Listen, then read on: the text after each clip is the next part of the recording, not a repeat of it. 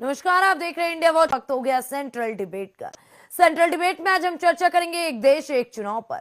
आखिरकार एक देश एक चुनाव के नाम पर विपक्ष क्यों इतना तनाव में? एक देश एक चुनाव से किसको फायदे और किसको नुकसान? आखिरकार मोदी सरकार एक देश एक चुनाव का कानून क्यों बनाना चाहती है? हालांकि आज हम इसी पर चर्चा करेंगे और चर्चा के लिए हमारे साथ हमारा एक्सपर्ट पैनल जुड़ चुका है। आपको मिलवाते हैं हमारे एक्सपर्ट पैनल से। हमारे साथ सुप्रीम कोर्ट के अधिवक्ता तनुज दीक्षित जुड़ चुके हैं। हम तनुज जी, वन नेशन वन इलेक्शन की बात इस वक्त संसद में है और इसको लेकर के सत्ता पक्ष कह रहा है कि देश के विकास के लिए बहुत जरूरी है। विपक्ष का दावा है कि देश के जो विकास के अहम मुद्दे उससे भटकाने के लिए वन नेशन वन इलेक्शन जैसे मुद्दे को उठाया जा रहा है। इसे आज लागू भी करवाने के लिए कोशिश की जा रही है, तो ये भी ध्यान हो कि ये इमीडिएट 2029 में भी लागू नहीं हो रहा है।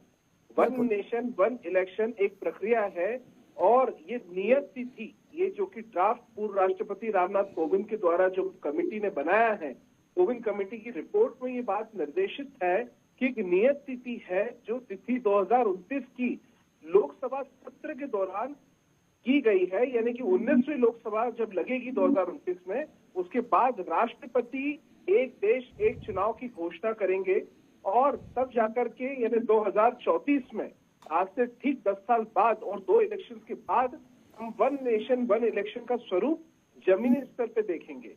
देखिए, इम्पोर्टेंट ये नहीं है कि ध्यान कितना भटकाया जा रहा है, महत्वपूर्ण ये है क्या ये बिल आने के बाद में जो महत्वपूर्ण संशोधन है इंडियन कॉन्स्टिट्यूशन के अंदर, उसमें आर्टिकल 82A जो कि बहुत महत्वपूर्ण है एक साथ चुनाव कराने हेतु, आर्टिकल 324A जो कि केंद्र सरकार को ताकत देता है एक साथ चुनाव कराने के लिए, आर्टिकल 327 जो कि स्टेट्स के पावर्स के लिए है, वहीं आर्टिकल 172 जो कि डिसोल्यूशन किसी भी सरकार को देता है वो, और इन सबसे महत्वपूर्ण आर्टिकल 356 जिसमें राष्ट्रपति शासन लगाया जाता है और इमरजेंसी जैसी भी कई कार्रवाई इस आर्टिकल के अंतर्गत होती है।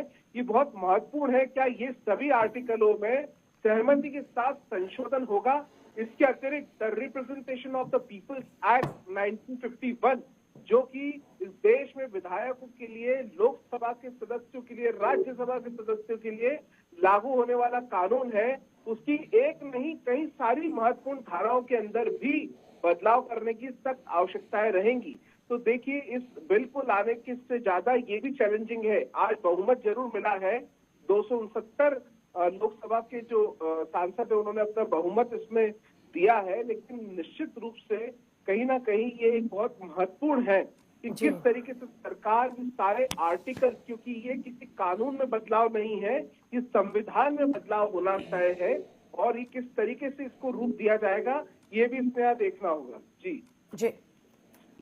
देखिए स्नेहा जी, एडवोकेट जो है तनुज दीक्षित जी के बात से मैं बहुत हद तक जो है सहमत हूँ। एडवोकेट जो है तनुज दीक्षित जी ये कह रहे थे कि क्या कानून लाया गया ये यहाँ पे नहीं, इसके अंदर क्या है जी।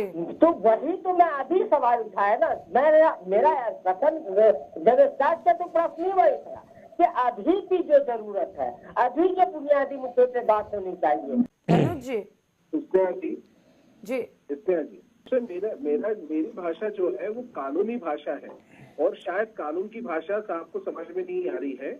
मेरा सिंपल सा बड़ा एक कहना है, जो आर्टिकल्स में संशोधन होते हैं उसमें राज्य सरकारों के संबंध में जितने भी आर्टिकल्स में संशोधन किए जाएंगे उसमें राज्य सरकारों की स्वीकृति भी बहुत आवश्यक रूप से जरूरी है। केवल 324A एकमात्र ऐसा आर्टिकल है जिससे केंद्र सरकार को शक्तियां प्रदान की जा सकती है, लेकिन उसके अत्यधिक आर्टिकल 356, 327, 322 और आर्टिकल 82A और 172 ये संशोधन बहुत राज्य सरकार की भी इसमें स्वीकृतियों की जरूरत होगी। एक बहुत महत्वपूर्ण संशोधन है, एक सिर्फ विधेयक और बिल आया है, तो इसके अतिरिक्त भी जो कानूनन रूप से प्रक्रिया है उसको उसी कानून के अंतर्गत ही अपनाना होगा और स्वीकृतियां भी वैसे ही प्राप्त करनी होगी। और ये बिल अभी लोकसभा में आया है, इसके उपरांत ये राज्यसभा में भी जाएगा, वहां भी इसकी स्वीकृति जो है वो देखी जाएगी। उसके बाद चलिए राष्ट्रपति के पास जाएगा और तब जाके कई सारे जो संशोधन है वो भी इसमें होंगे। जी तनुज जी, अभी रजा जी ने एक सवाल उठाया था। उन्होंने कहा कि वन नेशन वन इलेक्शन कानून जो लाना चाहती है मोदी सरकार, उसमें जनता के समर्थन को लेकर के अगर सवाल किया जाए तो जनता का समर्थन नहीं है, ऐसी बातें उन्होंने कही थी। और उन्होंने कहा कि बीजेपी के तमाम नेता प्रवक्ता दावा कर रहे हैं कि जनता भी ये चाहती है। क्या संशोधन के लिए जनता के पटल पे भी इस पूरे मामले में किस अधिकार से चर्चा होना चाहिए या नहीं, जरा विस्तार में बताइएगा तनुज जी। इफ्तियार जी, देखिए, जनता ही अपना प्रतिनिधि चुन करके लोकसभा में भेजती है और वहीं से पार्टियां तय करके आकर राज्यसभा में अपने प्रतिनिधि नियुक्त करती है। तो कहीं ना कहीं ये राष्ट्रीय प्रक्रिया चुनाव की जिस तरीके से आधारित है, देश की जो राजनीतिक व्यवस्थाएं हैं वो कुछ ऐसी ही है। ऐसे में जनता के प्रतिनिधि के रूप में मौजूद लोकसभा के सदस्यों ने जो पहले मशीन के द्वारा 220 और बाद में बैलेट से 269 वोट डाले हैं, ये प्रमाणित करता है कि कहीं ना कहीं जनता भी उसके साथ में सहयोग देना चाहती है। और देखिए, वैसे भी जनता चुनाव के दरमियान बहुत परेशान दिखाई देती है कई बार। ऐसे में वन नेशन वन इलेक्शन जैसी व्यवस्था अगर लागू भी होती है तो एक मरतबा चुनाव में जनता को उतनी असुविधाएं नहीं होगी जितनी वो हर साल किसी न किसी 3 राज्यों में औसतन चुनाव होते हैं इस देश में। तो ऐसे में वो व्यवस्थाओं के आधार पे भी जनता शायद इसको कहीं ना कहीं चाह रही है। जी रजा जी, अभी आपने सवाल उठाया था कि झूठ बोल रही है बीजेपी, सत्ता में बैठे लोग झूठ बोल रहे हैं, इसीलिए मैंने ना आरपी सिंह जी से इस पे पक्ष जाना ना विवेक जी से। आपके सवालों का जवाब मैंने तनुज जी से पूछ लिया और तनुज जी ने बड़े विस्तार तरीके से बता दिया। पक्ष के साथ मुद्दे पे फाइनल कमेंट।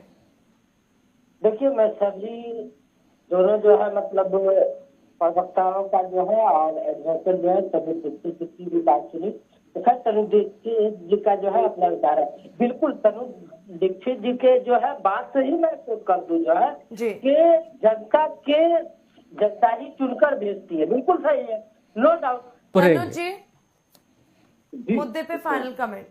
भारत के जो पहले संवैधानिक चुनाव हुए वो सन 1952 में हुए थे। 1952, 57, 62 और 67 तक वन नेशन वन इलेक्शन ही था।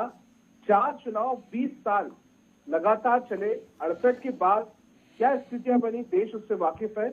और निश्चित रूप से अब अगर वन नेशन वन इलेक्शन का एक बिल आया है, देखिए मुश्किलें हैं, चैलेंजिंग टास्क है, क्योंकि इतना आसान नहीं है इसको पूर्ण रूप से लागू करना और जल्द से जल्द इसको कार्यशैली में लाना। लेकिन कहीं ना कहीं क्योंकि प्रचंड बहुमत लोकसभा में भी देखने को मिला है, जो माननीय सांसदों ने वोटिंग करी है उसमें पक्ष में दिखे हैं 269। ऐसे में एक बहुत महत्वपूर्ण आंकड़ा है और कहीं ना कहीं ये आंकड़े से बिल लागू होगा और जो इसमें कहीं ना कहीं कानूनी रूप से कॉन्स्टिट्यूशन में चेंजेस अमेंडमेंट्स करने की आवश्यकता लग रही है, उस पर भी कुछ ना कुछ सहमतियां बनेगी, ऐसा लगता है। जी फिलहाल हमारी चर्चा में बस इतना। आप सभी का बहुत बहुत धन्यवाद। एक बार फिर से बता दें कि वन नेशन वन इलेक्शन को लेकर के पूरे देश में हाहाकार मचा हुआ। हालांकि वन नेशन वन इलेक्शन के बाद से अब वोटिंग के माध्यम से कहीं ना कहीं बिल को समर्थन मिलता हुआ नजर आ रहा है।